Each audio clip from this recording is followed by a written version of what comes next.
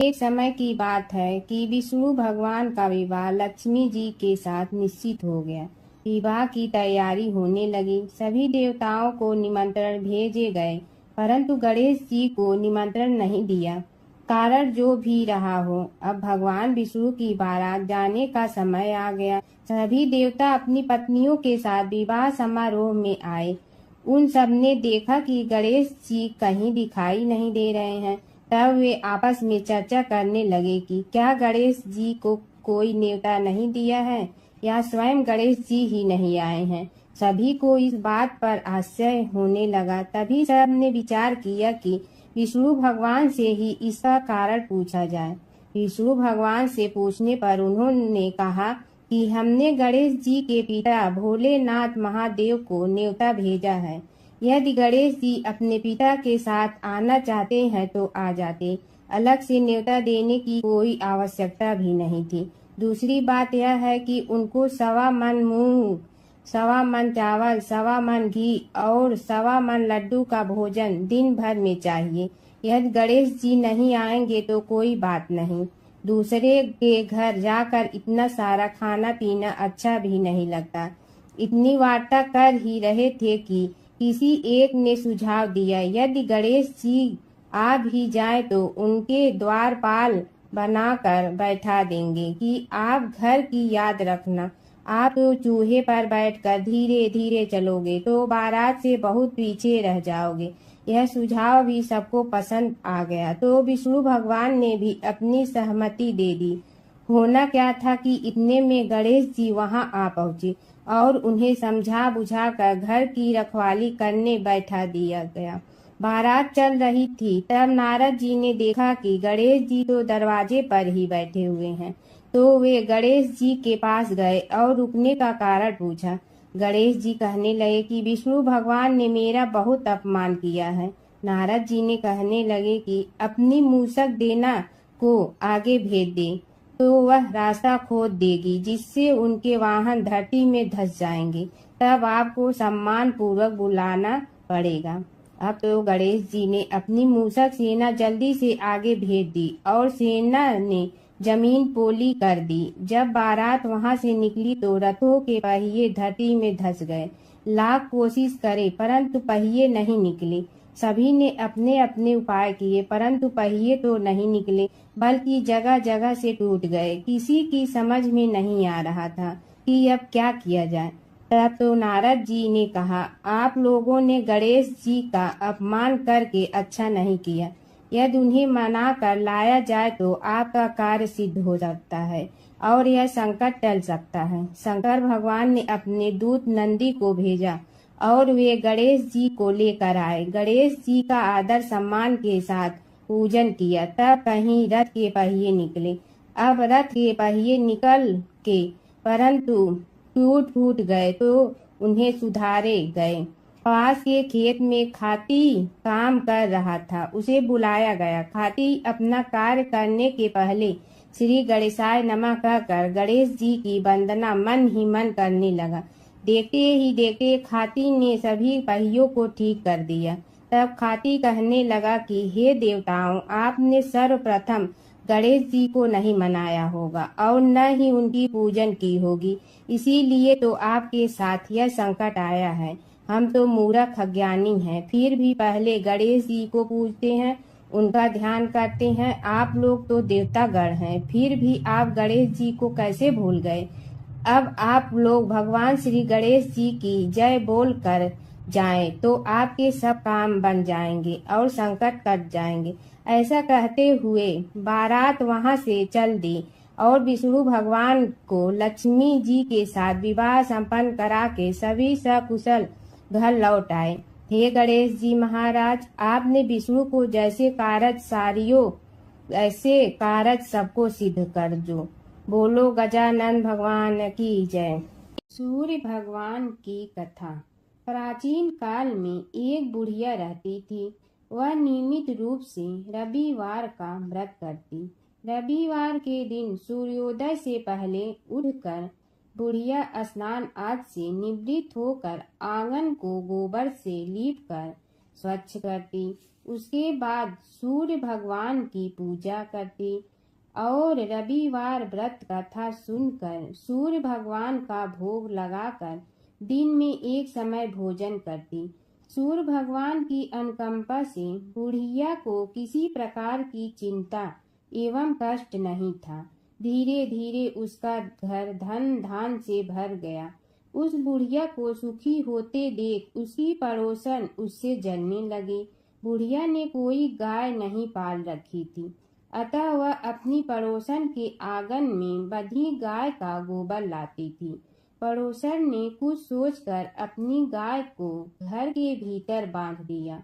रविवार को गोबर न मिलने से बुढ़िया अपना आंगन नहीं लीप सकी।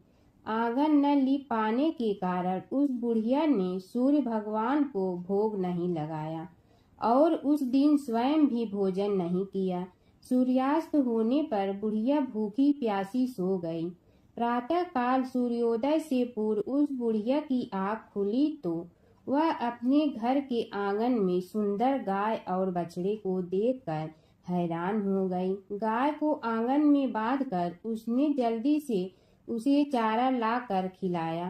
पड़ोसन ने उस बुढ़िया के आंगन में बंधी सुंदर गाय और बछड़े को देखा तो वह उससे और अधिक जलने लगी। तभी गाय ने सोने का गोबर किया। गोबर को देखते ही पड़ोसन की आंखें फट गईं। पड़ोसन ने उस बुढ़िया को आसपास न पाकर तुरंत उस गोबर को उठाया और अपने घर ले गई तथा अपनी गाय का गोबर वहां रख आई। सोने के गोबर से पड़ोसन कुछ ही दिनों में धनवान हो गई। गाय प्रतिदिन सूर्योदय से पूर्व सोने का गोबर किया करती थी और बुढ़िया के उठने के पहले पड़ोसन उस गोबर को उठा कर ले जाती थी। बहुत दिनों तक बुढ़िया को सोने के गोबर के बारे में कुछ पता ही नहीं चला। बुढ़िया पहले की तरह हर रविवार को भगवान सूर्य देव का व्रत करती रही और कथा सुनती रही। लेकिन सूर्य भगवान को जब पड़ोसन की चालाकी का पता चला तो उन्होंने तेज आंधी चलाई। आंधी का प्रकोप देखकर बुढ़िया ने गाय को घर के भीतर बांध दिया। सुबह उठकर बुढ़िया ने सोने का गोबर देखा। उसे बहुत आश्चर्य हुआ। उस दिन के बाद बुढ़िया गाय को घर के भीतर बांधने लगी। सोने के गोबर से बुढ़िया कुछ ही दिन में बहुत धनी हो गई। उस बुढ़िया के धनी होने से पड़ोसन बुरी तरह जल भुन कर राख हो गई और उसने अपने पति को समझा बुझाकर उसे नगर के राजा के पास भेज दिया। सुंदर गाय को देखकर राजा बहुत खुश हुआ। सुबह जब राजा ने सोने का गोबर देखा तो उसके आश्चर्य का ठिकाना न रहा। उधर सूर्य देव भगवान को भूखी प्यासी बुढ़िया को इस तरह प्रार्थना करते देख उस पर बहुत करुणा आई। उसी रात सूर्य भगवान ने राजा को स्वप्न में कहा, राजन, बुढ़िया की गाय व बछड़ा तुरंत लौटा दो, नहीं तो तुम पर विपत्तियां का पहाड़ टूट पड़ेगा, तुम्हारा महल नष्ट हो जाएगा। सूर्य भगवान के स्वप्न से बुरी तरह भयभीत राजा ने प्रातः उठते ही गाय और बछड़े को बुढ़िया को लौटा दिया। राजा ने बहुत सा धन देकर बुढ़िया से अपनी गलती के लिए क्षमा मांगी। राजा ने पड़ोसन और उसके पति को उनकी इस दुष्टता के लिए दंड दिया। फिर राजा ने पूरे राज्य में घोषणा करा दी कि सभी स्त्री पुरुष रविवार का व्रत किया करें। रविवार का व्रत करने से सभी लोगों के घर धन धान से भर जाते हैं। राज्य तय में चारों ओर खुशहाली छा गई। स्त्री पुरुष सुखी जीवन यापन करने लगे तथा सभी लोगों के शारीरिक कष्ट भी दूर हो गए। सूर्य भगवान की कथा। सूर्य और चंद्र इस पृथ्वी के सबसे साक्षात देवता हैं, जो हमें प्रत्यक्ष उनके सर्वोच्च दिव्य स्वरूप में दिखाई देते हैं। वेदों में सूर्य को जगत की आत्मा कहा गया है। समस्त चराचर जगत की आत्मा सूर्य ही है। सूर्य से ही इस पृथ्वी पर जीवन है। वैदिक काल से ही भारत में सूर्योपासना का प्रचलन चला आ रहा है। वेदों की ऋचाओं में अनेक स्थानों पर सूर्य देव की स्तुति की गई है। पुराणों में सूर्य की उत्पत्ति, प्रभाव, स्तुति, मंत्र इत्यादि विस्तार से मिलते हैं। ज्योतिष शास्त्र में 9 ग्रहों में सूर्य को राजा का पद प्राप्त हुआ है। मार्कंडेय पुराण के अनुसार पहले यह संपूर्ण जगत प्रकाश रहित था। उस समय कमल योनि ब्रह्मा जी प्रकट हुए। उनके मुख से प्रथम शब्द ओम निकला, जो सूर्य का तेज रूपी सूक्ष्म रूप था। तत्पश्चात ब्रह्मा जी के 4 मुखों से 4 वेद प्रकट हुए, जो ओम के तेज में एकाकार हो गए। यह वैदिक तेज ही आदित्य है, जो विश्व का अविनाशी कारण है। ये वेद स्वरूप सूर्य ही सृष्टि की उत्पत्ति, पालन व संहार के कारण है। ब्रह्मा जी की प्रार्थना पर सूर्य ने अपने महातेज को समेटकर स्वल्प तेज को ही धारण किया। सृष्टि रचना के समय ब्रह्मा जी के पुत्र मरीचि हुए, जिनके पुत्र ऋषि कश्यप का विवाह आदिति से हुआ। आदिति ने घोर तप भगवान सूर्य को प्रसन्न किया, जिन्होंने उसकी इच्छा पूर्ति के लिए सुषुम्ना नाम की किरण से उसके गर्भ में प्रवेश किया। गर्भावस्था में भी अदिति चंद्रायण जैसे कठिन व्रतों का पालन करती थी। ऋषि राज कश्यप ने क्रोधित होकर आदिति से कहा, तुम इस तरह उपवास रखकर गर्भस्थ शिशु को क्यों मारना चाहती हो? यह सुनकर देवी आदिति ने गर्भ के बालक को उदर से बाहर कर दिया, जो अपने अत्यंत दिव्य तेज से प्रज्वलित हो रहा था। भगवान सूर्य शिशु रूप में उस गर्भ से प्रकट हुए। आदिति को मारीच अंडम कहा जाने का कारण यह बालक मार्तंड नाम से प्रसिद्ध हुआ। ब्रह्मा पुराण में अदिति के गर्भ से जन्मे सूर्य के अंश को विवस्वान कहा गया। गणेश जी की कथा। एक बार गणेश जी एक छोटे बालक के रूप में चिमटी में चावल और चमचे में दूध लेकर निकले। वो हर किसी से कह रहे थे कि कोई मेरी खीर बना दो, कोई मेरी खीर बना दो। एक बुढ़िया बैठी हुई थी। उसने कहा, ला मैं बना दूं। वह छोटा सा बर्तन चढ़ाने लगी। तब गणेश जी ने कहा कि दादी माँ, छोटी सी भगोनी मत चढ़ाओ। तुम्हारे घर में जो सबसे बड़ा बर्तन है वही चढ़ा दो। बुढ़िया ने वही चढ़ा दिया। वह देखती रह गई कि वह जो थोड़े से चावल उस बड़े बर्तन में डाली थी, वह तो पूरा भर गया है। गणेश जी ने कहा, दादी माँ, मैं नहा कर आता हूँ। खीर तैयार हो गई हो तो बुढ़िया के पोते पोती खीर खाने के लिए रोने लगे। बुढ़िया ने कहा, गणेश जी, तेरे भोग लगाना कहकर चूल्हे में थोड़ी सी खीर डाली और कटोरी भर भर कर बच्चों को दे दी। बुढ़िया की पड़ोसन ऊपर से देख रही थी, तो बुढ़िया ने सोचा यह चुगली कर देगी, तो एक कटोरा भर कर उसे भी पकड़ा दिया। बेटे की बहू ने चुपके से एक कटोरा खीर खाई और कटोरा चक्की के नीचे छुपा दिया। अभी भी गणेश जी नहीं आए थे। बुढ़िया को भी भूख लग रही थी।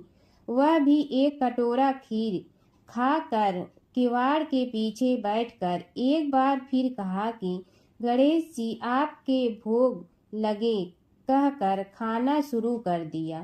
तभी गणेश जी आ गए। बुढ़िया ने कहा, आ जा रे गणेशिया, खीर खा ले, मैं तो तेरी ही राह देख रही थी। गणेश जी ने कहा, दादी माँ, मैंने तो खीर पहले ही खा ली। बुढ़िया ने कहा, कब खाई? गणेश जी ने कहा, जब तेरे पोते पोती ने खाई तब खाई थी, जब तेरी पड़ोसन ने खाई तब खाई थी, और जब तेरी बहू ने खाई तब भी खाई थी, और जब तूने खाई तो मेरा पेट पूरा ही भर गया। बुढ़िया ने कहा, बेटा, और सारी बात तो सोच। पर बहू बेचारी का तो नाम मत लो, वह तो सुबह से काम में लग रही है, उसने फिर खीर कब खाई।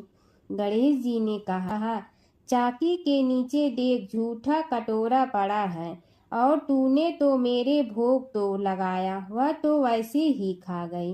बुढ़िया ने कहा, बेटा घर की बात है, घर में ही रहने दो। अब बताओ बची हुई खीर का क्या करूं। गणेश जी ने कहा, नगरी जी जीमा दो। बुढ़िया ने पूरी नगरी जिलवा दी, फिर भी बर्तन पूरा ही भरा था। राजा को पता लगा तो बुढ़िया को बुलाया और कहा, क्यों रे बुढ़िया, ऐसा बर्तन तेरे घर पर सोवे अच्छा लगे या हमारे घर पर सोवे। बुढ़िया ने कहा, राजा जी आप ले लो। राजा जी ने खीर का बर्तन महल में मंगा लिया। लाते ही खीर में कीड़े मकोड़े बिच्छू हो गए और दुर्गंध आने लगी। यह देखकर राजा जी ने बुढ़िया से कहा, बुढ़िया बर्तन वापस ले जा। तो मुझे मेरे गणेश जी ने दिया। बुढ़िया ने बर्तन वापस लिया, लेते ही सुगंधित की हो गई। घर आकर बुढ़िया ने गणेश जी से कहा, बची हुई खीर का क्या करें। गणेश जी ने कहा, झोपड़ी के कोने में खड्डा खोद कर गाड़ दो, उसी जगह सुबह उठकर वापस खोदेगी तो धन के 2-4 पैसे मिलेंगे। ऐसा कहकर गणेश जी अंतर ध्यान हो गए। जाते समय झोपड़ी के लात मारते हुए गए तो झोपड़ी के स्थान पर महल हो गया। सुबह बहू ने फावड़ा लेकर पूरे घर को खोद दिया तो कुछ भी नहीं मिला। बहू ने कहा, सासू जी थारो गणेश जी तो झूठे हैं। सास ने कहा, बहू मारो गणेश झूठो तो नहीं है, ला मैं देखूं। वह फावड़ा लेकर खोजने लगी तो टन टन करते 2 धन के चरे घड़े निकले आए। बहू ने कहा, सासू जी गणेश जी तो साचो ही हैं। सास ने कहा, गणेश जी तो भावनाओं का भूखा है। यह गणेश जी जैसा आपने बुढ़िया को दिया वैसा सबको देना। कीड़ी नगरा सींचने की कहानी। एक गांव में एक बुढ़िया माई रहती थी। उसके 2 बेटे तथा बहू भी थे। बुढ़िया माई भगवान श्री हरि विष्णु की परम भक्त थी। अपना जीवन दान धर्म पुण्य कार्य कर्मों में लगाती थी, परंतु बुढ़िया माई कभी भी मंदिर और सत्संग में व तीर्थ स्थानों पर नहीं जाती थी। एक बार गांव में भागवत कथा हो रही थी। बेटे ने कहा, माँ आप सारा दिन घर में रहती हैं, आप मंदिर में भागवत कथा सुनने क्यों नहीं जाती। बुढ़िया माई ने बेटे का मन रखने के लिए कह दिया कि आज जाऊंगी, परंतु नहीं गई। ऐसा करते करते 6 दिन निकल गए। बुढ़िया माई के बेटे ने कहा, माँ आज अंतिम दिन है, आज तो कथा सुनने आपको जाना ही पड़ेगा। सारा दिन घर का काम करके बुढ़िया माई ने जाते जाते इतनी देर कर दी कि अंतिम दिन की भागवत कथा भी समाप्त हो गई। भगवान श्री हरि विष्णु सन्यासी का रूप धारण करके बुढ़िया माई के पास आए और बोले, बुढ़िया माई तुम कहाँ जा रही हो। बुढ़िया माई ने कहा, मैं भागवत कथा सुनने जा रही हूँ। तब सन्यासी रूपधारी भगवान श्री हरि विष्णु ने कहा, अब इतनी देर से क्यों जा रही हो, वहाँ तो अब कथा समाप्त हो गई है, अब वहाँ जाकर क्या करोगी। बुढ़िया माई ने कहा, अब घर से निकली हूँ तो जाकर ही रहूंगी। सब सन्यासी रूपधारी भगवान श्री हरि विष्णु ने कहा कि अब कथा समाप्त हो गई, भक्त लोग भी अपने अपने घर चले गए, अब तुम वहाँ से क्या लाओगी। तो बुढ़िया माई बोली, कुछ नहीं तो मैं वहाँ से एक ईंट ही उठा लाऊंगी। तो सन्यासी रूपधारी भगवान श्री हरि विष्णु बोले, तुम वहाँ से मिट्टी की ईंट लाओगी, उसके बदले में मैं तुम्हें एक सोने की ईंट देता हूँ। बुढ़िया माई ने ईंट ले ली और घर की तरफ चल पड़ी और विचार करने लगी कि यदि यह ईंट मैं घर लेकर जाऊंगी तो बेटे बहू झगड़ने लगेंगे इसीलिए घर के आंगन में बाहर ही बुढ़िया माई ने वह ईंट जमीन में गाड़ दी। परंतु अब बुढ़िया माई का ध्यान उस ईंट पर ही रहने लगा। खाने पीने घर के काम करने में सदैव बुढ़िया माई अपना ध्यान सोने की ईंट पर ही लगाई रखती। बेटे बहू ने पूछा, माँ पूरे दिन घर के आंगन में क्या करती रहती हो? तो बुढ़िया माई ने कहा, मैं आने जाने वाले को देखती रहती हूँ। एक दिन बुढ़िया माई मर गई। यमराज के दूत बुढ़िया माई को लेने आए। बुढ़िया माई को लेकर धर्मराज जी के पास पहुँचे और धर्मराज जी को सारी बात बतलाई। धर्मराज जी ने बुढ़िया माई को कुतिया की योनि दे दी और कुतिया उसी पेड़ के नीचे बैठी रहती। बुढ़िया माई की बहू ने कहा, इस कुतिया को यहाँ से भगाओ, नहीं तो यह बच्चों को काट जाएगी। तो उसके बेटे ने उसकी पीठ पर एक लकड़ी मारी और बुढ़िया माई मर गई और को सर्प की योनि मिली। आंगन में सर्प को देखकर बेटे बहू ने किसी को काट नहीं जाए इसी डर से मार दिया। फिर बुढ़िया माई मरकर धर्मराज जी के पास पहुंची।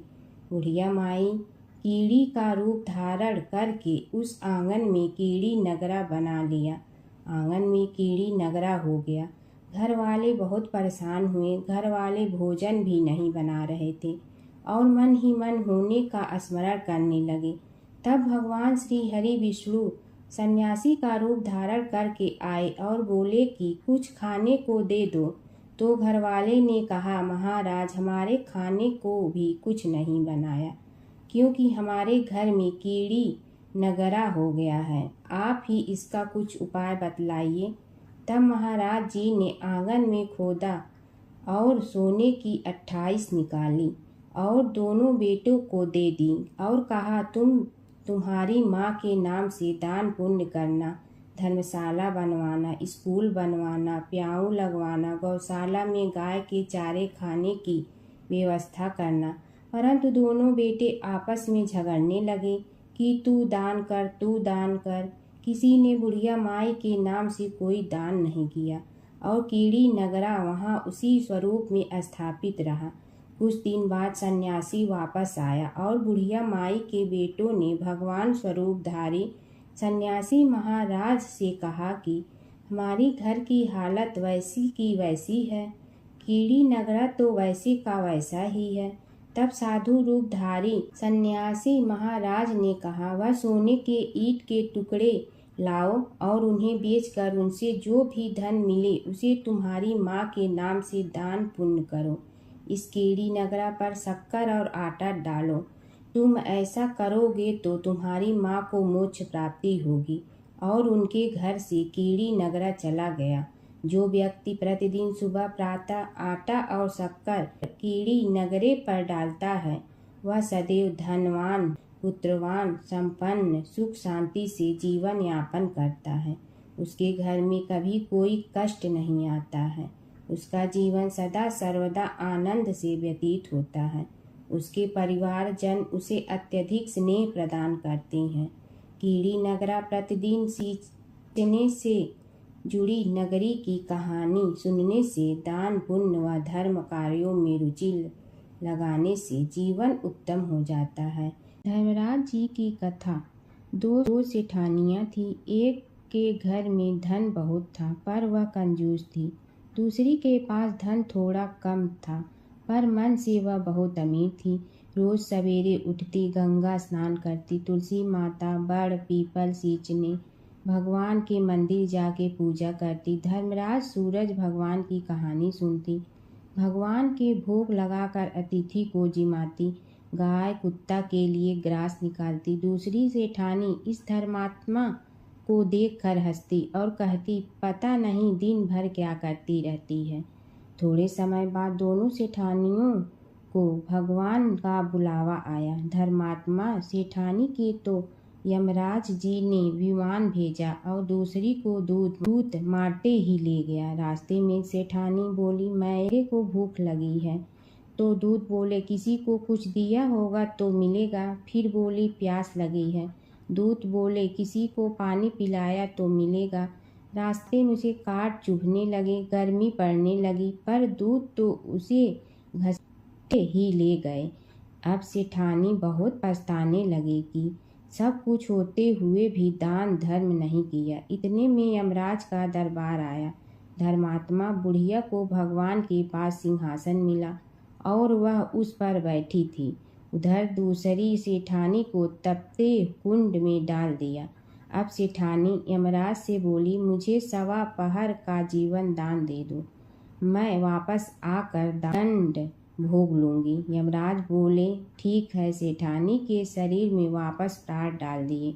संसार में आते ही पंडितों को बुलाकर सेठानी ने धर्मराज की कथा सुनी, सब तरह से धर्म किया। इतने में समय पूरा हो गया। अब की बार विमान आया। 1.25 पहर के दान धर्म से सेठानी को स्वर्ग मिला।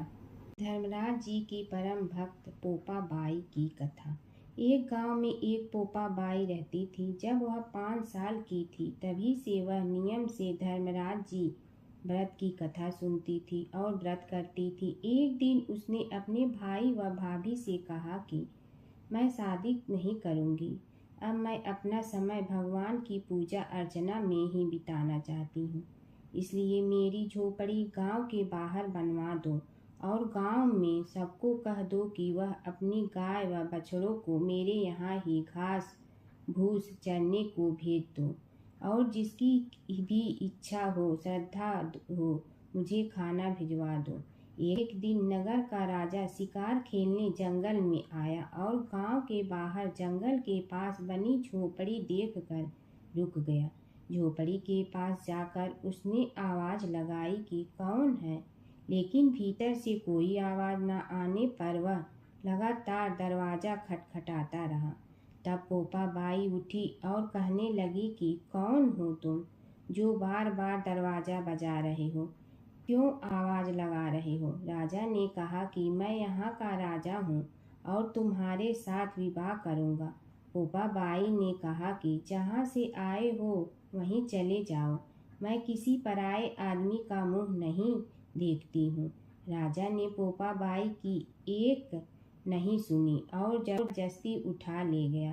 तब पोपा बाई ने राजा को श्राप दिया कि तुम्हारा सारा राजपाट नष्ट हो जाएगा। महल में आने पर राजा की रानियों ने सारी बात सुनकर राजा से अनुरोध किया कि पोपा बाई को वहीं वापस छोड़ आओ। राजा जब पोपा बाई को वापस झोपड़ी में छोड़ने जाने लगा तो रास्ते में पाप की नदी आई जिसमें राजा डूब गया। कुछ समय बाद पोपा बाई मृत्यु के बाद धर्मराज जी के यहाँ पहुंची और धर्मराज जी ने उन्हें स्वर्ग का राज दे दिया। एक बार एक सेठ व सेठानी मृत्यु लोक से स्वर्ग लोक आए तो उसके द्वार बंद देखकर वह धर्मराज जी से द्वार खोलने का आग्रह करते हैं। धर्मराज जी कहते हैं, इस द्वार पर पोपा बाई का राज है। इस पर सेठ सेठानी कहते हैं कि हम पोपा बाई को नहीं जानते हैं। धर्मराज जी उन दोनों की बात सुनकर कहते हैं कि तुम दोनों 7 दिन तक मृत्युलोक में रहो। 8 खोपड़ा से राई भरकर 5 कपड़े ऊपर रखकर कहानी सुनकर उद्यापन करना और कहना कि राज है, पोपा बाई लेखा लेगी राई राई का। सारे बोलो पोपा बाई की जय। जमुना की कहानी। प्राचीन समय में एक गांव था जिसमें 2 बहनें रहा करती थी। एक बहन का नाम गंगा था तो दूसरी बहन का नाम जमुना था। एक बार दोनों बहनें एक साहूकार के खेत से गुजर रही थी तो जमुना ने 13 दाने जौ के तोड़ लिए, जिसे देख गंगा बोली कि तुझे तो ग्रहण लग गया, तूने चोरी की है। इस पर जमुना बोली कि अब मेरा ग्रहण कैसे धुलेगा। गंगा ने कहा कि तुझे 12 साल तक साहूकार के यहाँ नौकरी करनी पड़ेगी, तभी तेरा पाप धुलेगा और ग्रहण से मुक्ति मिलेगी। जमुना साहूकार के यहाँ नौकरी के लिए जाती है और अपने लिए काम मांगती है। साहूकार उसे काम पर रख लेता है, लेकिन काम करने से पहले जमुना उसे कहती है कि मैं सारे काम करूंगी लेकिन 4 काम नहीं करूंगी। जूठे बर्तन नहीं मांजूंगी, झाड़ू नहीं लगाऊंगी, बिस्तर नहीं बिछाऊंगी और दिया नहीं जलाऊंगी। 12 साल के बाद कुंभ का मेला लगा तो साहूकारनी भी कुंभ नहाने जाने लगी। यमुना ने उसे जाते देख कहा कि कुंभ के मेले में मेरी बहन गंगा मिलेगी तो उसे यह सोने का टक्का दे देना, इससे वह अपने हाथों में सुंदर चूड़ियां पहन लेगी। साहूकारनी ने कुंभ के मेले में गंगा को वह सोने का टका दे दिया। गंगा ने उनसे वह टका लेते हुए कहा कि मेरी बहन को कहना कि उसके 12 वर्ष पूरे हो गए हैं, अब वह वहां वापिस आ जा। साहूकार व साहूकारनी वापिस घर आए तब जमुना मटके में पानी भर रही थी। दोनों जमुना से बोले कि हमने सोने का वह टका तेरी बहन गंगा को दे दिया था और उसने कहा है कि तेरे 12 वर्ष पूरे हो गए हैं, इसलिए अब तुम वापिस जाओ। यह समाचार सुनते ही जमुना सहस्त्र धारा में बदल गई और बहने लगी। यमुना जी का यह रूप देखकर साहूकार और साहूकारनी परेशान हो गई थी। हमारे घर में जमुना माता ने काम किया, हमें तो अब ग्रहण लग गया है, हम यह ग्रहण कैसे उतारेंगे। जमुना भागकर गंगा माता के पास चली गई। गंगा ने जमुना से पूछा कि तुम साहूकारनी से कुछ कहकर आई हो या ऐसे ही बिना बताए आ गई। तब जमुना बोली कि मैं तो कुछ भी बताकर नहीं आई हूँ। गंगा ने कहा कि जा उन्हें धीरज दे आ, नहीं तो उन्हें जीवन भर असंतोष ही रहेगा।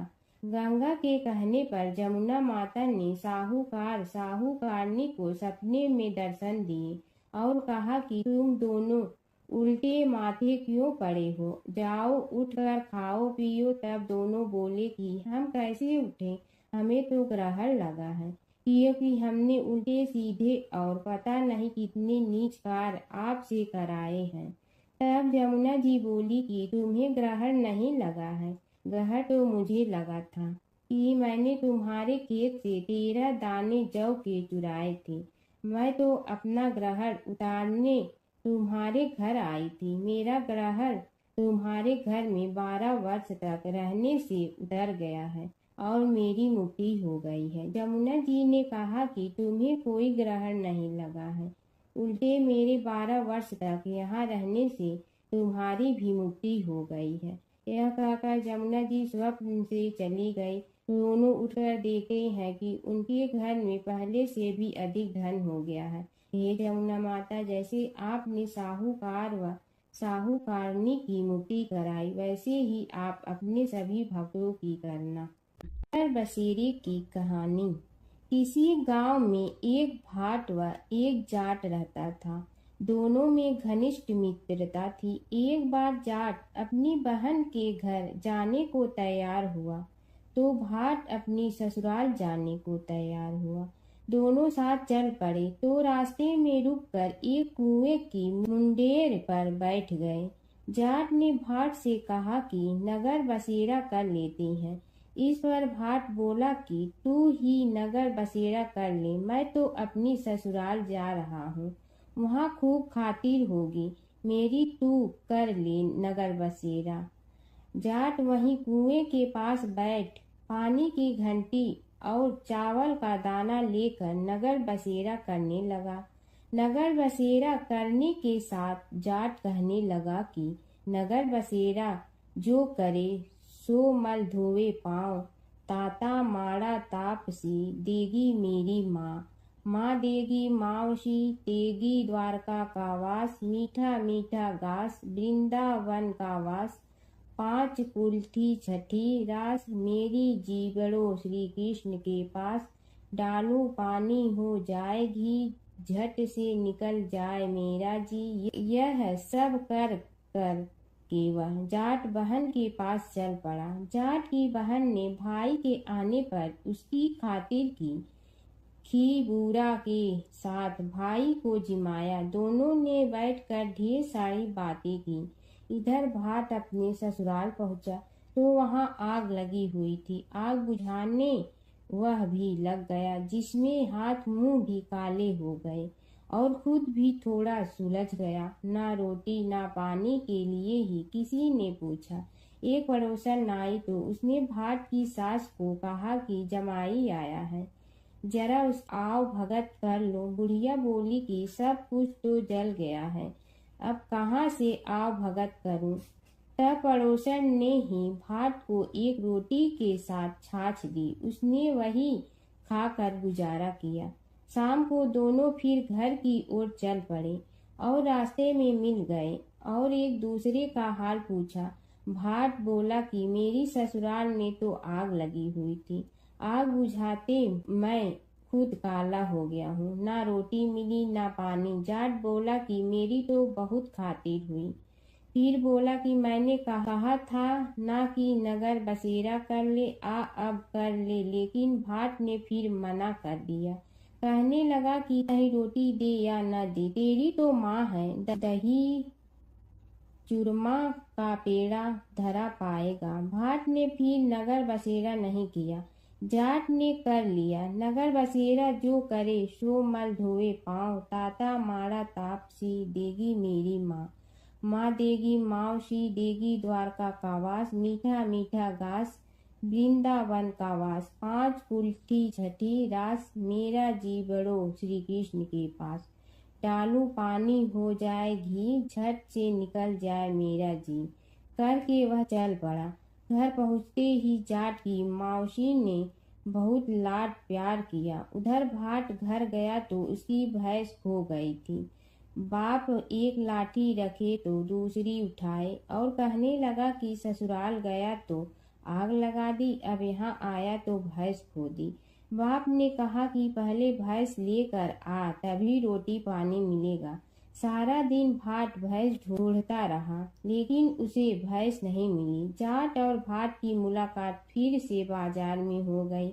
जाट ने भाट के हाल चाल पूछे तो भाट बोला कि आते ही भैंस खो गई, बस उसी दिन से भैंस ढूंढ रहा हूँ। रोटियां का तो पूछो ही मत। जाट ने कहा कि मैंने तो पहले ही कहा था कि नगर बसेरा कर ले। जाट की बात सुनकर भाट बोला कि तेरे नगर बसेरे में इतनी ताकत है तो चल अब कर लेते हैं। दोनों ने बैठकर नगर बसेरा किया। नगर बसेरा जो करे सो मल धोवे पाँव, ताता मारा तापसी देगी मेरी माँ। माँ देगी मावसी देगी द्वारका का वास, मीठा मीठा घास वृंदावन का वास। पांच कुल्ठी छठी रास, मेरा जीवड़ो श्री कृष्ण के पास। डालू पानी हो जाए घी, झट से निकल जाए मेरा जी। दोनों के नगर बसेरा करने पर भाट जैसे ही आगे बढ़ा तो उसकी खोई भैंस मिल गई, जिसे लेकर घर पहुंचा। घर पहुंचते ही माँ ने कहा कि लड़के को आते ही घर से निकाल दिया, सारे दिन से ये भूखा प्यासा भटक रहा है। यह कहकर उसकी माँ ने उसको खूब खिलाया पिलाया। इस घटना के बाद सारे नगर में ढिंढोरा पिटवा गया कि तब कोई अपने पीहर या सास से आते जाते नगर बसेरा करें। जैसे भाट को नगर बसेरा करने का फल मिला, वैसे ही हर किसी को मिलेगी है। माता सीता की कथा। यह कहानी सीता माता कहती थी और श्री राम इसे सुना करते थे।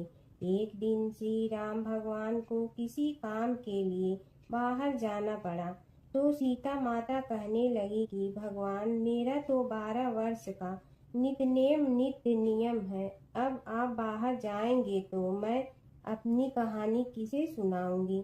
श्री राम ने कहा कि तुम कुएं की पाल पर जाकर बैठ जाना और वहां जो औरतें पानी भरने आएंगी उन्हें अपनी कहानी सुना देना। सीता माता कुएं की पाल पर जाकर बैठ जाती हैं। एक स्त्री आई, उसने रेशम की जड़ी की साड़ी पहन रखी थी और सोने का घड़ा ले रखा था। सीता माता उसे देख कहती हैं कि बहन, मेरा 12 वर्ष का नित्य सुन लो। पर वह स्त्री बोली कि मैं तुम्हारा नित्य सुनूंगी तो मुझे घर जाने में देरी हो जाएगी और मेरी सास मुझसे लड़ेंगी। उसने कहानी नहीं सुनी और चली गई। उसकी रेशम जड़ी की साड़ी फट गई। सोने का घड़ा मिट्टी के घड़े में बदल गया। सास ने देखा तो पूछा कि ये किसका दोस्त अपने सिर लेकर आ गई है। बहू ने कहा कि कुएं पर एक औरत बैठी थी। उसने कहानी सुनने के लिए कहा, लेकिन मैंने सुनी नहीं, जिसका यह फल मिला है। बहू की बात सुनकर अगले दिन वही साड़ी और घड़ा लेकर सास कुएं की पाल पर गई। सास को वहीं माता सीता बैठी मिली तो माता सीता ने कहा कि बहन, मेरी कहानी सुन लीजिए। सास बोली कि एक बार छोड़, मैं तो 4 बार कहानी सुन लूंगी। राम आए लक्ष्मण आए, देश के पुजारी आए, नित नेम का नेम लाए, आओ राम बैठो राम। तपी रसोई जियो राम, माखन मिश्री खाओ राम। दूध बतासा पियो राम, सूत के पलका मोठो राम। साल दुसाला पोठो राम, साल दुसाला ओढ़ो राम। जब बोलो जब राम ही राम, राम संवारे सबके काम। खाली घर भंडार भरेंगे, सबका बेड़ा पार करेंगे। श्री राम जय राम जय जय राम। सास बोली कि बहन, कहानी तो बहुत अच्छी लगी। कहानी सुनकर सास घर चली गई और उसकी साड़ी फिर से रेशम जड़ी की बन गई। मिट्टी का घड़ा फिर सोने के घड़े में बदल गया। बहू कहने लगी, सासू माँ, आपने ये सब कैसे किया? सास ने कहा कि बहू, तू दोष लगा के आई थी और मैं अब दोष उतार कर आ रही हूँ। बहू ने फिर पूछा कि वह कुएं वाली स्त्री कौन है? सास बोली कि वे सीता माता थीं। वे पुराने से नया कर देती हैं, खाली घर में भंडार भर देती हैं। वह लक्ष्मी जी का वास घर में कर देती हैं। आदमी की जो भी इच्छा हो उसे पूरा कर देती हैं। बहू बोली कि ऐसी कहानी मुझे भी सुना दो। सास बोली कि ठीक है, तुम भी सुनो। और सास ने कहानी शुरू की। राम आए लक्ष्मण आए, देश के पुजारी आए, नित नेम का नेम लाए, आओ राम बैठो राम। तपी रसोई जियो राम, माखन मिश्री खाओ राम। दूध बतासा पियो राम, सूत के पलका मोठो राम। साल दुसाला पोठो राम, साल दुसाला ओढ़ो राम। जब बोलो जब राम ही राम, राम संवारे सबके काम। खाली घर भंडार भरेंगे, सबका बेड़ा पार करें। श्री राम जय जय राम। कहानी सुनकर बहू बोली कि कहानी तो बहुत अच्छी है। सास ने कहा कि ठीक है, इस कहानी को रोज कहा करेंगे। अब सास बहू रोज सवेरे उठती, नहाती धोती और पूजा करने के बाद नित नेम की सीता की कहानी कहती। एक दिन उनके यहाँ एक पड़ोस की औरत आई और बोली कि बहन, जरा सी आँच दे ना। तो वह बोली कि आज तो अभी हमने जलाई ही नहीं। पड़ोसन ने कहा कि तुम सुबह 4 बजे से उठकर क्या कर रही हो? फिर उन्होंने कहा कि सुबह उठकर हम पूजा करते हैं, फिर सीता माता की नित्य नेम की कहानी कहते हैं। पड़ोसन ने उसकी बात सुनकर फिर कहा कि सीता माता की कहानी कहने से तुम्हें क्या मिलता है? वे बोली कि इनकी कहानी कहने से घर में भंडार भर जाते हैं, सारे काम सिद्ध होते हैं, मन की इच्छा भी पूरी हो जाती है। पड़ोसन कहती है कि बहन, ऐसी कहानी तो मुझे भी सुना दो। फिर वह बोली कि ठीक है, तुम भी यह कहानी सुन लो। राम आए लक्ष्मण आए, देश के पुजारी आए, नित नेम का नेम लाए, आओ राम बैठो राम। सारी कहानी सुनने के बाद पड़ोसन कहने लगी, बहन, कहानी तो मुझे बहुत अच्छी लगी। अब वह पड़ोसन भी नित नेम सीता माता की कहानी कहने लगी। कहानी कहने से सीता माता ने पड़ोसन के भी भंडार भर दिए। अब तो पूरे मोहल्ले में नित नेम की कथा चल पड़ी। हर किसी की मनोकामना पूरी होने लगी।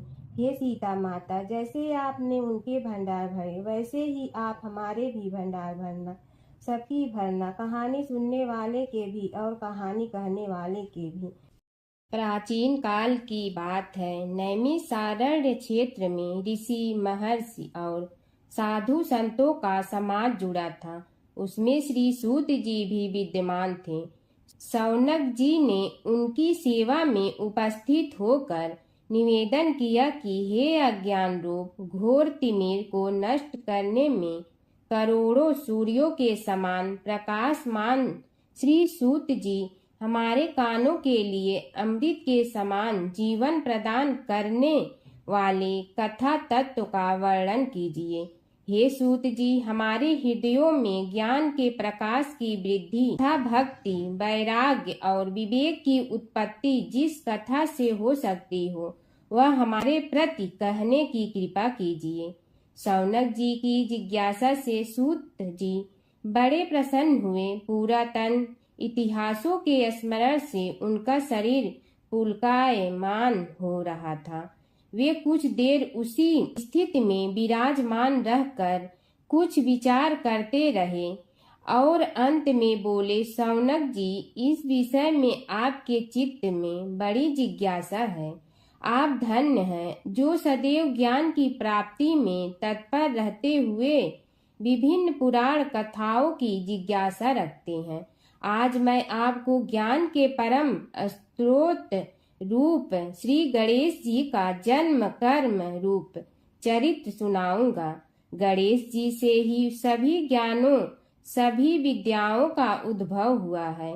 अब आप सावधान चित्त से विराजमान हो। श्री गणेश जी के ध्यान और नमस्कार पूर्वक उनका चरित्र श्रवण करें। नमस्तस्मै गणेशाय ब्रह्मा विद्या प्रदायिनी यनागस्त्यसमः साक्षात विघ्न सागर सोसड़े। कैसे हैं वे श्री गणेश जो सभी प्रकार की ब्रह्म विद्याओं को प्रदान करने वाले अर्थात ब्रह्मा के सगुण और निर्गुण स्वरूप पर प्रकाश डालने और जीव ब्रह्मा का अभेद प्रतिपादन करने वाली विद्याओं के दाता हैं। वे विघ्नों के समुद्रों को महर्षि अगस्त के समान शोषण करने में समर्थ हैं। इसलिए उनका नाम विघ्न सागर शोषक के नाम से प्रसिद्ध है। मैं उन भगवान श्री गणेश जी को नमस्कार करता हूँ। प्रथम पूजा के अधिकारी श्री गणेश जी, यह कहकर सूत जी कुछ समय के लिए मौन हो गए और फिर बोले, शौनक जी, भगवान गणेश जी ही सर्वप्रथम पूजा प्राप्ति के अधिकारी हैं। किसी भी देवता की पूजा करो, पहले उनकी पूजा करो। शौनक जी ने निवेदन किया, हे भगवान, हे सूत, सर्वप्रथम यह बताने की कृपा कीजिए कि गणेश जी को प्रथम पूजा का अधिकार किस प्रकार प्राप्त हुआ। इस विषय में मेरी बुद्धि मोह को प्राप्त हो रही है कि सृष्टि रचयिता ब्रह्मा जी, पालन करता भगवान नारायण और संहार करता शिव जी में से किसी को प्रथम पूजा का अधिकारी क्यों नहीं माना गया। यह त्रिदेव ही तो सबसे बड़ा देवता माने जाते हैं। सूत जी ने कहा, शौनक जी, यह भी एक रहस्य ही है। देखो, अधिकार मांगने से नहीं मिलता, इसके लिए योग्यता होनी चाहिए। संसार में अनेकों देवी देवताएं पूजे जाते हैं। पहले जो जिसका इष्ट देव होता है वह उसी की पूजा किया करता है। इससे बड़े देवताओं के महत्व में कमी आने की आशंका उत्पन्न हो गई। इस कारण देवताओं में परस्पर विवाद होने लगा। वे उसका निर्णय प्राप्त करने के लिए शिव जी के पास पहुँचे और प्रणाम करके पूछने लगे, प्रभु, हम सब में प्रथम पूजा का अधिकारी कौन है। शिव जी सोचने लगे कि किसे प्रथम पूजा का अधिकारी माने। तभी उन्हें एक युक्ति सूझी। बोले, देवगण, इसका निपटारा बातों से नहीं तथ्यों से होगा। इसके लिए एक प्रतियोगिता रखनी होगी, शिव की परिक्रमा करने की प्रतियोगिता।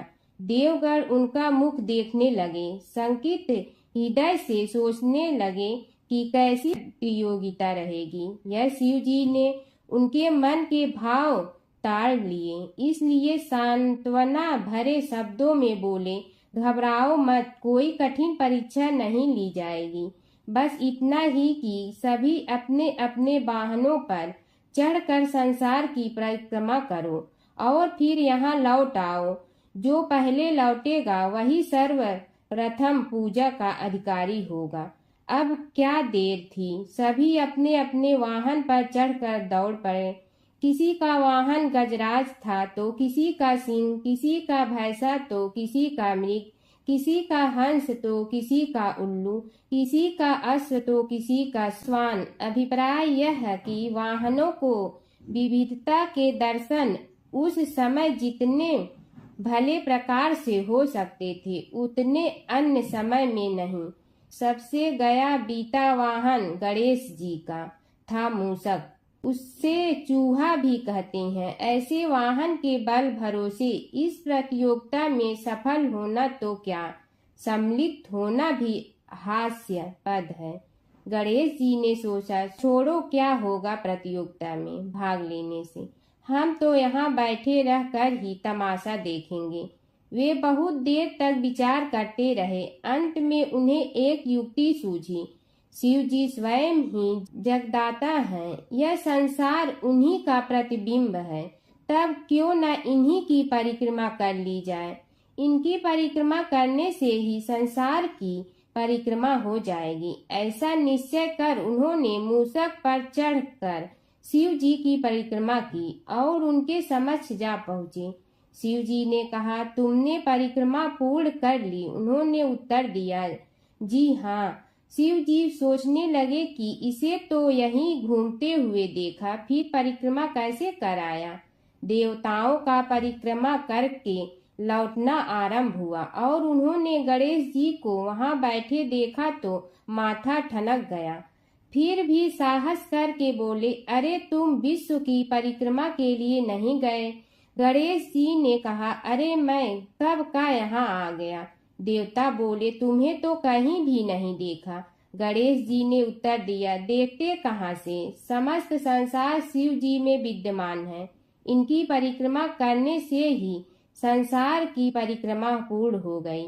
सूत जी बोले, शौनक, इस प्रकार गणेश जी ने अपनी बुद्धि के बल पर ही विजय प्राप्त कर ली। उनका कथन सत्य था, इसलिए कोई विरोध करता भी तो कैसे। बस उसी दिन से गणेश जी की प्रथम पूजा होने लगी। सूत जी बोले, हे शौनक जी, यह एक तथ्य है कि गणेश जी ही उसके पात्र हैं। वे बड़े देवता का भी कार्य सिद्धि में विघ्न उपस्थित होने पर उन विघ्न राज का आश्रय न लिया हो। हे शौनक, वे देव भी बड़े दयालु हैं। नाम तो शिव जी का ही आशुतोष है, किंतु वे सर्वात्मा और सर्वरक्षक प्रभु तो शिव जी की अपेक्षा भी शीघ्र ही प्रकट हो जाते हैं। उनका भक्त कभी किसी संकट में नहीं पड़ता। यदि प्रारब्ध वशात कभी किसी विपत्ति में पड़ भी जाता है तो गणेश्वर की उपासना करने पर उनके अनुग्रह से उनके समस्त दुख दूर होकर परम सुख की प्राप्ति होती है। शौनक ने कहा, हे सूत जी, हे महाभाग, हे प्रभु, मैं गणेश जी के विभिन्न चरित्रों का अध्ययन करना चाहता हूँ, तो मुझे बताइए कि किस ग्रंथ का अवलोकन करूँ। हे दयामय, आपको तो उनके समस्त चरित्र विदित है कि यदि आप ही उन्हें सुनाने की कृपा करें तो मेरा अत्यधिक उपकार होगा। सूत जी बोले, हे शौनक भगवान, गणेश्वर के इतने चरित्र हैं कि उन सब का कथन इस जीवा से संभव नहीं, क्योंकि प्रभु अनंत, प्रभु चरित अनंता वाली बात समस्त विद्वान ऋषि मुनि कहते हैं। फिर भी गणेश जी प्रथम पूजा के अधिकारी होने के कारण समस्त देव चरित्रों में जुड़े हुए हैं, इसलिए उनका प्रभाव भी सर्वाधिक व्यापक है। हे मुने, हे शौनक, वे भगवान सर्व समर्थ हैं। वे सभी का तिरस्कार करने में समर्थ हैं, किंतु उनका तिरस्कार कोई भी नहीं कर सकता। यह त्रिलोक्य उन्हीं भगवान के संकेत पर नित्य करता है। इसकी समस्त क्रियाएं उन्हीं की इच्छा पर आश्रित हैं। हे शौनक भगवान गणेश्वर स्वयं कहते हैं, शिवे विष्णु च शक्तौ च सूर्ये मयि निराधिप यो भेद बुद्धि योगः स सम्य योगुः मतो मम। हे नरेश्वर, हे वरेण्य, शिव, विष्णु, शक्ति, सूर्य और मुझ गणेश में जो अभेद बुद्धि योग है, मेरे मत में वही सम्यक योग है। इससे यह भी सिद्ध है कि समस्त देवता उन्हीं के स्वरूप हैं। वे ही भगवान विभिन्न कार्य रूपों के अनुसार अपना भिन्न भिन्न नाम रखते हैं। हे मुनि श्रेष्ठ, उन सब देवताओं के चरित्र भी उन्हीं गणराज के चरित्र हैं। यद्यपि सब चरित्र एक ही ग्रंथ में मिलने में संभव नहीं है, फिर भी गणेश्वर के अनेकों प्रमुख चरित्रों का वर्णन गणेश पुराण में हुआ है। राजा सोमकांत का वृतांत कथन। शौनक जी ने पूछा, हे प्रभु, गणेश पुराण का आरंभ किस प्रकार हुआ, यह मुझे बताने की कृपा करें। इस पर सूत जी ने कहने लगे, हे शौनक, यद्यपि गणेश पुराण है तो बहुत प्राचीन, क्योंकि भगवान गणेश्वर तो आदि हैं। न जाने कब से गणेश जी अपने उपासकों पर कृपा करते चले आ रहे हैं। उनके अनंत चरित्र हैं, जिनका संग्रह एक महापुराण का रूप ले सकता है। उसे एक बार भगवान नारायण ने नारद जी को और भगवान ने शंकर और जगन जननी पार्वती जी को सुनाया था। बाद में वही पुराण संक्षेप रूप में ब्रह्मा जी ने महर्षि वेद व्यास को सुनाया और फिर व्यास जी ने महर्षि भृगु को सुनाया। भृगु ने कृपा करके सौराष्ट्र के एक राजा सोमकांत को सुनाया था। तब से वह पुराण अनेक कथाओं में विस्तृत होता रहा और अनेक कथाओं से रहित होता हुआ अनेक रूप में प्रचलित है। शौनक जी ने पूछा, भगवान, आप यह बताने का कष्ट करें कि राजा सोमकांत कौन था। उसने महर्षि से गणेश पुराण का श्रवण कहाँ किया था, उस पुराण के श्रवण से उसे क्या क्या उपलब्धियां हुई। हे नाथ, मुझे श्री गणेश्वर की कथा के प्रति उत्कंठा बढ़ती ही जा रही है। सूत जी बोले, हे शौनक, सौराष्ट्र के देवनगर नाम की एक प्रसिद्ध राजधानी थी। वहाँ का राजा सोमकांत था। वह अपनी प्रजा का पुत्र के समान पालन करता था। वह वेद ज्ञान संपन्न, शस्त्र विद्या में पारंगत एवं प्रबल प्रतापी राजा, समस्त राजाओं में मान्य तथा अत्यंत वैभवशाली था। उसका ऐश्वर्य कुबेर के भी ऐश्वर्य को लज्जित करता था। उसने अपने पराक्रम से अनेकों देश जीत लिए थे। उसकी पत्नी अत्यंत रूपवती, गुणवती, धर्माज्ञा एवं पतिव्रत धर्म का पालन करने वाली थी। वह सदैव अपने प्राणनाथ की सेवा में लगी रहती थी। उसका नाम सुधर्मा था। जैसे वह प्रतिव्रता थी, वैसे ही राजा भी एक पत्नी व्रता का पालन करने लगा। उसके हेमकांत नामक एक सुंदर पुत्र था। वह भी सभी विद्याओं का ज्ञाता और अस्त्र शस्त्रादि के अभ्यास में निपुण हो गया था। यह सभी श्रेष्ठ लक्षणों से संपन्न, सद्गुणी एवं प्रजा जनों के हितों का अत्यंत पोषक था। इस प्रकार राजा सोमकांत स्त्री पुत्र, पशु वाहन, राज्य एवं प्रतिष्ठा आदि से सब प्रकार सुखी था। उसे दुख तो था ही नहीं। सभी राजागण उसका हार्दिक सम्मान करते थे तथा उसकी श्रेष्ठ कीर्ति भी संसार व्यापी थी। परंतु युवा अवस्था के अंत में सोमकांत को घृणित कोष्ठ रोग हो गया। उसके अनेक उपचार किए गए, किंतु कोई लाभ नहीं हुआ। रोग शीघ्रता से बढ़ने लगा और उसके कीड़े पड़ गए। जब रोग की अधिक वृद्धि होने लगी और उसका कोई उपाय न हो सका, तो राजा ने मंत्रियों को बुलाकर कहा, सुव्रतो, जाने किस कारण यह रोग मुझे पीड़ित कर रहा है। अवश्य ही यह किसी पूर्व जन्म के पाप का फल होगा। इसलिए मैं अब अपना समस्त राजपाट छोड़कर वन में रहूंगा। मेरे पुत्र हेमकांत को मेरे समान मानकर राज्य शासन का धर्म पूर्वक संचालन कराते रहें। यह कहकर राजा ने शुभ दिन दिखवाकर अपने पुत्र हेमकांत को राज्य पद पर अभिषेक किया और अपनी पत्नी सुधर्मा के साथ निर्जन वन की ओर चल दिया। प्रजापालक राजा के वियोग में समस्त प्रजा जन अश्रु बहाते हुए उनके साथ चले गए।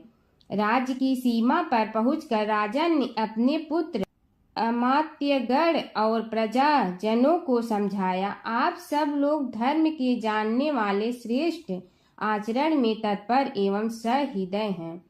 यह संसार तो वैसे भी परिवर्तनशील है, जो आज है वह कल नहीं था और आने वाले कल में भी नहीं रहेगा। इसलिए मेरे जाने से दुख का कोई कारण नहीं है। मेरे स्थान पर मेरा पुत्र सभी कार्यों को करेगा, इसलिए आप सब उसके अनुशासन में रहते हुए उसे सदैव सम्मान करते रहें। फिर पुत्र से कहा, बेटा, यह स्थिति सभी के समझ आती रही है। हमारे पूर्व पुरुष भी परंपरागत रूप से वृद्धावस्था आने पर वन में जाते रहे हैं। मैं कुछ समय पहले ही वन में जा रहा हूँ, तो कुछ पहले या पीछे जाने में कोई अंतर नहीं पड़ता। यदि कुछ वर्ष बाद जाऊं तब भी मोह का त्याग करना ही होगा। इसलिए हे वत्स, तुम दुखित मत हो और मेरी आज्ञा मानकर राज्य शासन को ठीक प्रकार चलाओ। ध्यान रखना, क्षत्रिय धर्म का कभी त्याग न करना और प्रजा को सदा सुखी रखना। इस प्रकार राजा सोमकांत ने सभी को समझा बुझाकर वहां से वापस लौट आया और स्वयं अपनी पतिव्रता भार्या के साथ वन में प्रवेश किया। पुत्र हेमकांत के आग्रह से उसने सुबल और ज्ञान गम्य नामक 2 आत्माओं को भी साथ ले लिया। उन सब ने एक समतल एवं सुंदर स्थान देखकर वहां विश्राम किया। तभी उन्हें एक मुनि कुमार दिखाई दिया। राजा ने उससे पूछा, तुम कौन हो, कहाँ रहते हो? यदि उचित समझो तो मुझे बताओ। मुनि बालक ने कोमल बाणी में कहा, मैं महर्षि भृगु का पुत्र हूँ। मेरा नाम च्यवन है। हमारा आश्रम निकट में ही है। अब आप भी अपना परिचय दीजिए। राजा ने कहा, मुनि कुमार, आपका परिचय पाकर मुझे बड़ी प्रसन्नता हुई। मैं सौराष्ट्र के देवनगर नामक राज्य का अधिपति रहा हूँ। अब अपने पुत्र को राज्य देकर मैंने अरण्य की शरण ली है। मुझे कुष्ठ रोग अत्यंत पीड़ित किए हुए हैं। उसकी निवृत्ति का कोई उपाय करने वाला हो तो कृपा कर मुझे बताइए। मुनि कुमार ने कहा, मैं अपने पिताजी से अपना वृतांत कहता हूँ, फिर वे जैसा कहेंगे आपको बताऊंगा। यह कहकर मुनि बालक चला गया और कुछ देर में ही आकर बोला, राजन, मैंने आपका वृतांत अपने पिताजी को बताया। उनकी आज्ञा हुई है कि आप सब मेरे साथ आश्रम में चलकर उनसे भेंट करें, तभी आपके रोग के विषय में भी विचार किया जाएगा। राजा सोमकांत के पूर्व जन्म का वृत्तांत भृगु द्वारा वर्णन। राजा अपनी पत्नी और अमात्यों के सहित च्यवन के साथ साथ भृगु आश्रम में जा पहुंचा और उन्हें प्रणाम कर बोला, हे भगवान, हे महर्षि, मैं आपकी शरण हूँ। आप मुझ कुष्ठी पर कृपा कीजिए। महर्षि बोले, राजन, यह तुम्हारे किसी पूर्व जन्म कृत पाप का ही उदय हो गया है। इसका उपाय मैं विचार करके बताऊंगा। आज तो तुम सब स्नान आज से निवृत्त होकर रात्रि विश्राम करो। महर्षि की आज्ञा अनुसार सबने स्नान भोजन आदि के उपरांत रात्रि व्यतीत की और प्रातः काल स्नान आदि नित्य कर्मों से निवृत्त होकर महर्षि की सेवा में उपस्थित हुए। महर्षि ने कहा, राजन, मैंने तुम्हारे पूर्व जन्म का वृतांत जान लिया हूँ और यह भी विदित कर लिया है कि किस पाप के फल से तुम्हें इस रोग की प्राप्ति हुई है। यदि तुम चाहो तो उसे सुना दूं। राजा ने हाथ जोड़कर निवेदन किया, बड़ी कृपा होगी मुनिनाथ, मैं उसे सुनने के लिए उत्कंठित हूँ। महर्षि ने कहा, तुम पूर्व जन्म में एक धनवान वैश्य के लाडले पुत्र थे। वह वैश्य विंध्याचल के निकट कौलहार नामक ग्राम में निवास करता था। उसकी पत्नी का नाम सुलोचना था। तुम उसी वैश्य दंपत के पुत्र हुए। तुम्हारा नाम कामद था। तुम्हारा लालन पालन बड़े लाड चाव से हुआ।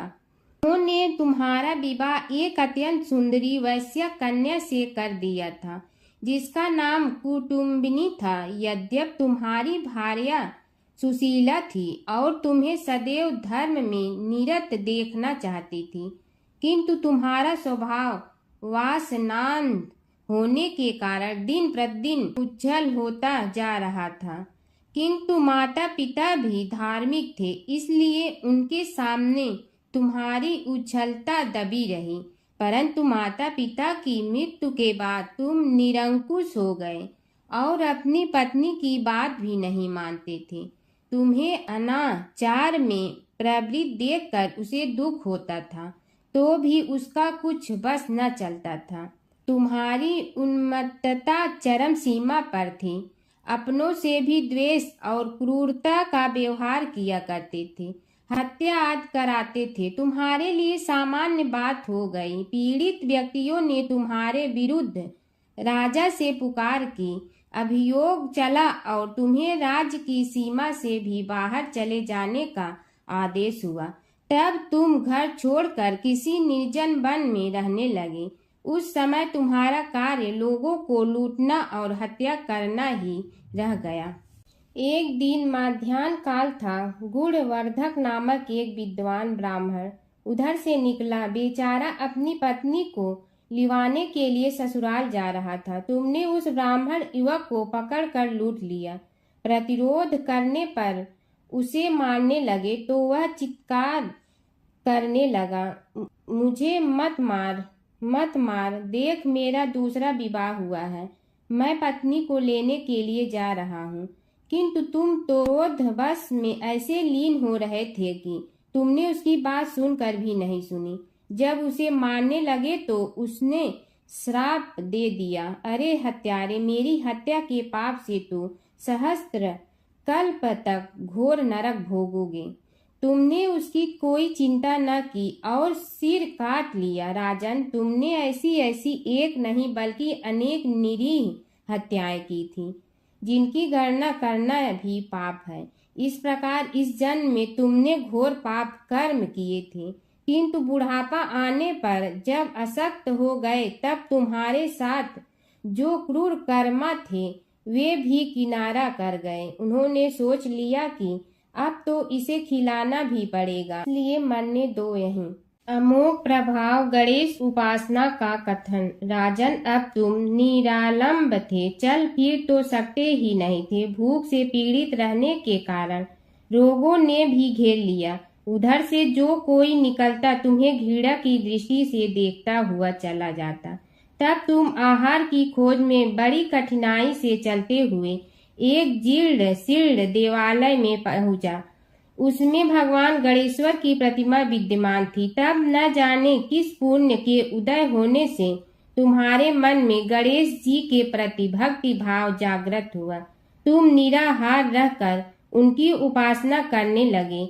उससे तुम्हें सब कुछ मिला और रोग भी कम हुआ।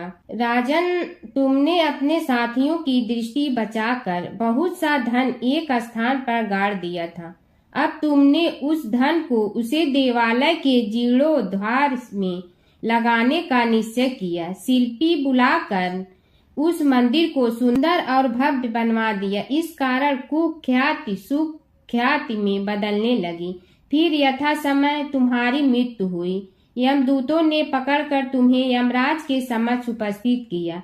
यमराज तुमसे बोले, जीव, तुमने पाप और पुण्य दोनों ही किए हैं और दोनों का ही भोग तुम्हें भोगना है, किंतु पहले पाप का फल भोगना चाहते हो पुण्य का? इसके उत्तर में तुमने प्रथम अपने पुण्य कर्मों के भोग की इच्छा प्रकट की और इसीलिए उन्होंने तुम्हें राजकुल में जन्म लेने के लिए भेज दिया। पूर्व जन्म में तुमने भगवान गणाध्यक्ष का सुंदर एवं भव्य मंदिर बनवाया था, इसलिए तुम्हें सुंदर देह की प्राप्ति हुई।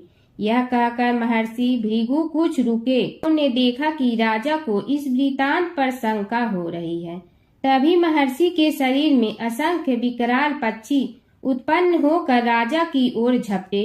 उनकी चोंच बड़ी तीक्ष्ण थी, जिनसे वे राजा के शरीर को नोच नोच कर खाने लगे। उसके कारण उत्पन्न असहनीय पीड़ा से व्याकुल हुए राजा ने महर्षि के समक्ष हाथ जोड़कर निवेदन किया, प्रभु, आपका आश्रम तो समस्त द्वेष आदि से परे है और यहाँ मैं आपकी शरण में बैठा हूँ, तब यह पक्षी मुझे आकर ही क्यों पीड़ित कर रहे हैं? हे मुनिनाथ, इनसे मेरी रक्षा कीजिए।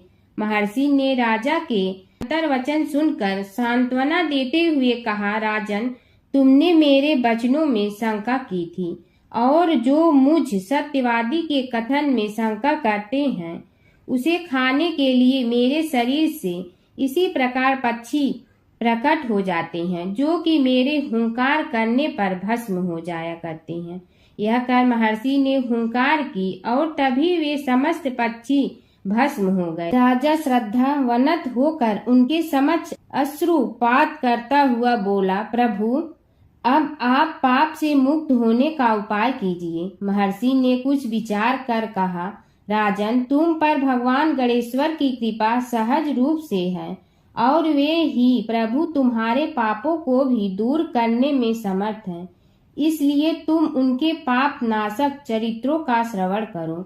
गणेश पुराण में उनके चरित्रों का भले प्रकार वर्णन हुआ है, अतएव तुम श्रद्धा भक्ति पूर्वक उसी को सुनने में चित्त लगाओ। राजा ने प्रार्थना की, महामुनि, मैंने गणेश पुराण का नाम भी आज तक नहीं सुना, तो उनके सुनने का सौभाग्य कैसे प्राप्त कर सकूंगा? हे नाथ, आपसे अधिक ज्ञानी और प्रकांड विद्वान और कौन हो सकता है? आप ही मुझ पर कृपा कीजिए। महर्षि ने राजा की दीनता देखकर उसके शरीर पर अपने कमंडल का मंत्रपूत जल छिड़का। तभी राजा को एक छींक आई और नासिका से एक अत्यंत छोटा काले वर्ण का पुरुष बाहर निकल आया। देखते देखते वह बढ़ गया। उसके भयंकर रूप को देखकर राजा कुछ भयभीत हुआ, किंतु समस्त आश्रमवासी वहां से भाग गए। वह पुरुष महर्षि के समक्ष हाथ जोड़कर खड़ा हो गया। उन्हें उसकी ओर देखा और कुछ उच्च स्वर में बोले, तू कौन है? क्या चाहता है? वह बोला, मैं साक्षात पाप हूँ। समस्त पापियों के शरीर में मेरा निवास है। आपके मंत्रपूत जल के स्पर्श से मुझे विवश होकर राजा के शरीर से बाहर निकलना पड़ा है।